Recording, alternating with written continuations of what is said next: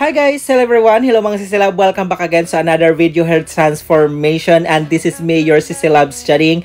And for today's video mga sisilab ay meron po tayong itatry na isang pang reband at titingnan natin kung ito po ba ay worth buying na pang reband. And before we jump to the application, kung bago lang po kayo dito sa ating YouTube channel, please include to subscribe to our YouTube channel and click the notification bell para always po kayo updated pag meron po tayong mga bagong upload dito sa ating YouTube channel. And kung excited ka na at gusto mo nang malaman kung ano ang pang-reband na ito at kung worth buying ba ito, let's get started! No one ugly allowed.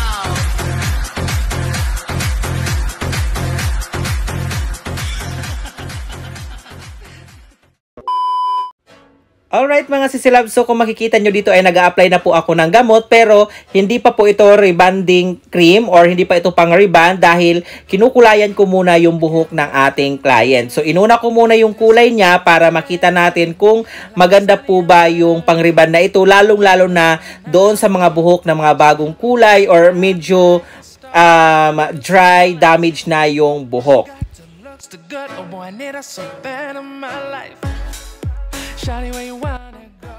Then after ko siya makulayan mga sisilab, binalawan ko rin po siya and chinampo ko and conditioner. Then ngayon naman po ay magpo-proceed na tayo ngayon sa ating application ng ating rebanding.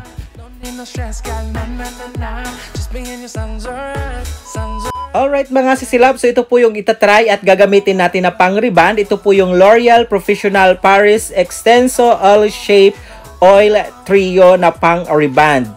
So, ang variant naman na nabili ko mga sisilab ay this is for normal hair pero yung i-reband po natin is medyo sensitized na siya pero that's okay. Kaya naman po natin yan i-manage. At nabili ko pala ang pang-reband na ito na L'Oreal sa Shopee worth 650 pesos na meron po siyang 125 ml. Ganun lang siya kaliit mga sisilab at ganun po siya kamahal. At meron po siyang tatlong variant mga sisilab. Meron pong for resistant, for normal, and for sensitized hair. At meron pa po itong isang size, yung 400 ml, pero masyado na pong mahal yon, kaya ito muna yung binili natin, yung 125 ml.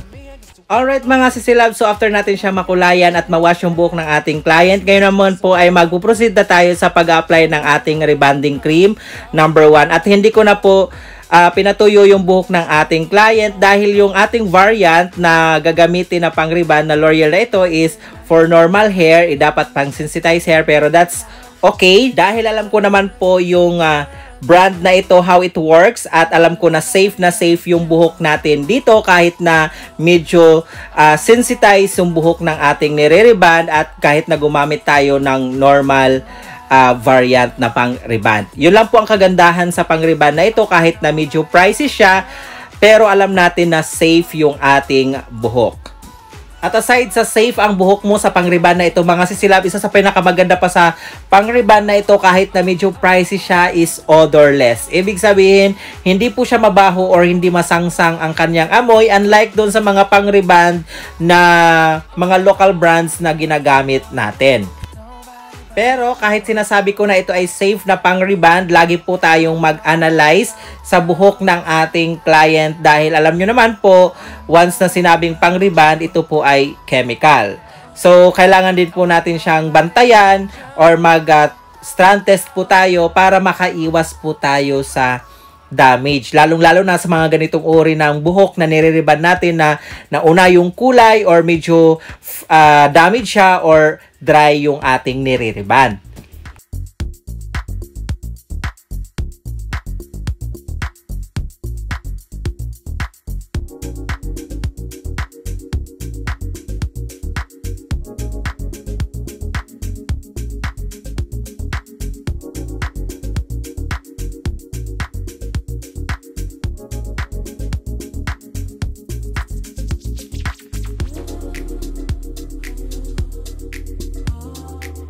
Then after ko siyang ma-applyan ng buo mga sisilab ay binalikan ko rin ang kanyang buhok para i-check kung okay na po ba or kung naluto na yung buhok niya sa ating pang-reband. At inaalalayan ko na lang din po siya ng spray water doon sa mga parts na medyo nagdidikit-dikit yung kanyang buhok sa pang-reband para maiwasan po na mag-dry or mag-rubberize yung kanyang buhok. At napansin ko sa kanyang buhok mga sisilab habang chine-check ko siya ay hindi naman siya nag-ruberize pero meron mga parts na nagdidikit-dikit so kinakailangan na isprehan natin ng water yan kasi ibig sabihin yan po ay papuntang ruberize na. So dapat nyong tingnan yan. Isa yun sa mga factor na kung bakit pag nag-apply tayo ng rebonding cream or nagre-reapply na parang nagdidikit-dikit or nahihirapan tayo magsuklay, kinakailangan na alalayan nyo talaga ng spray water kasi yan po ay magkukos ng pagka-frizzy.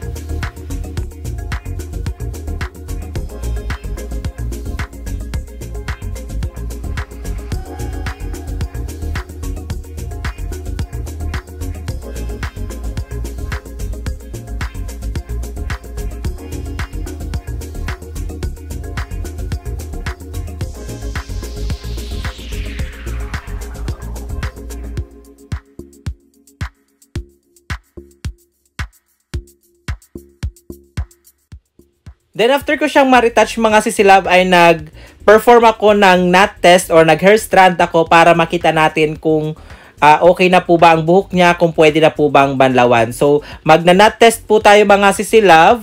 So tingnan nyo kung papaano ang pag-knot test. Halimbawa ganyan, gumawa tayo ng pinaka-knot, then napansin nyo na hindi na siya gumalaw or hindi na bumuka yung ginawa nating knot. Ibig sabihin yan po ay luto na at kailangan na natin siyang banlawan. Pero once na yung ginawa nating knot ay bumuka pa siya or gumalaw, meaning to say yan po ay hilaw pa. So, after performing the hair strand test, mga sisilab, binanlawan ko na rin po siya ng tubig lang. Wala akong nilagay na shampoo or conditioner. Ngayon naman po ay papatuyuin natin ng 100% dry at ifa-follow natin yung pagpaplansya ng ating buhok. At ito na ang kanyang itsura after natin siyang mapatuyo mga sisilab. As you can see, straight na ang kanyang buhok at makikita mo na rin agad yung shiny effect kahit hindi pa napaplansya or hindi pa natatapos yung ating nire-reband. And aside from that, hindi po na-damage or nag-frizzy yung buhok ng ating client at ang lambot-lambot ng kanyang hair kahit hindi pa natin siya napaplansya or hindi pa natatapos yung rebonding process. Here we go mga sisilab. So ito na rin po ang kanyang hitsura after natin siyang maplansya. As you can see, napaka-silky, napaka-smooth at napaka-sleek ng kanyang buhok mga sisilab after natin siyang ma-hair iron.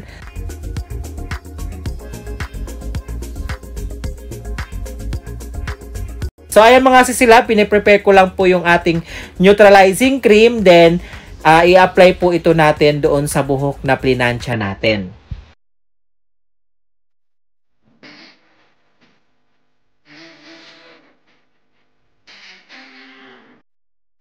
Then, i-apply natin yung ating neutralizing cream from root to tip mga sisilab. Then, ibababad ito natin ng about 20 to 30 minutes.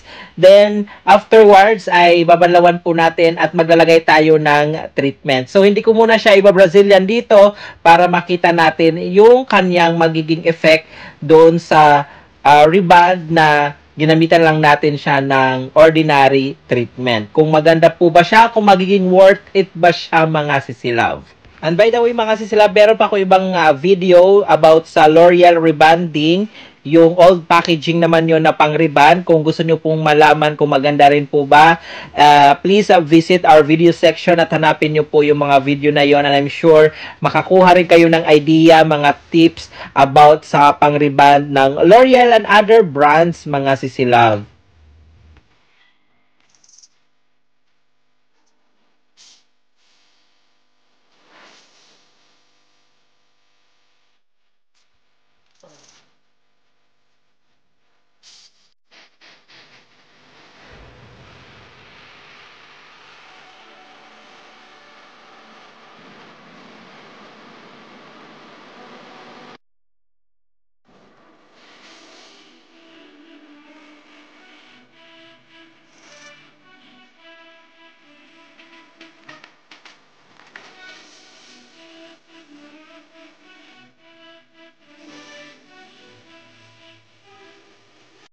So, pagkatapos natin mag-apply ng neutralizing cream, mga sisilab, ibabad natin ito ng 20 to 30 minutes. Then, banlawan po natin siya ng water. Then, maglagay tayo ng cream treatment. Then, i-blow dry natin. Then, panoorin natin ng sabay-sabay yung kanyang magiging outcome, mga sisilab. kung ito po ba ay worth buying na pang-riban ng L'Oreal Professional. Then, panoorin nyo rin po hanggang dulo dahil ilalagay ko sa dulo ng video ito yung after wash result kung magiging same pa rin ng kanyang magiging effect kahit na ito ay napaliguan na.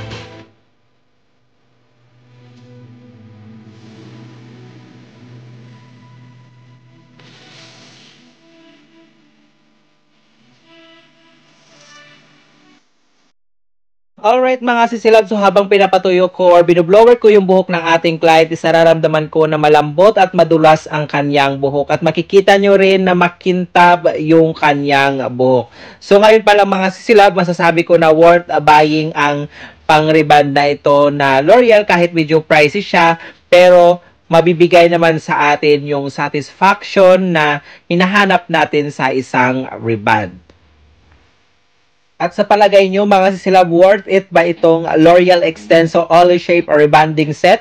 At kung nakatry na kayo, ano ang naging experience nyo sa pang-reband na ito? Comment your thought below. At kung meron pa kayo mga other questions, suggestions, and recommendations, feel free to drop a comment below. And syempre, kung hindi pa kayo nakapag-subscribe sa ating YouTube channel, please subscribe and hit the notification bell para always po kayo updated pag meron po tayong mga bagong upload dito sa ating YouTube channel. And this is Chading saying, have a great hair day always mga sisilab. And please panoorin nyo po ang video hanggang dulo at panoorin nyo po yung after wash result. Maraming salamat po.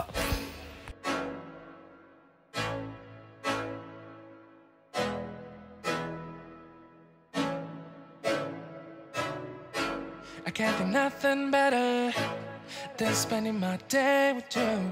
My life is sunny and better, girl, when I'm with you. She luminous so bright like a star in the skylines. She got the looks, the good, oh boy, I need her so bad in my life. Shawty, where you wanna go, go, go, go? London, Paris, Tokyo, oh, shawty, we could go. Don't need no luggage, nah, nah, nah, nah. Don't need no stress, girl, nah, nah, nah, nah. Just me and you sounds alright, girl. I want nobody but you. I want nobody but you. I want nobody but you. I want nobody but you.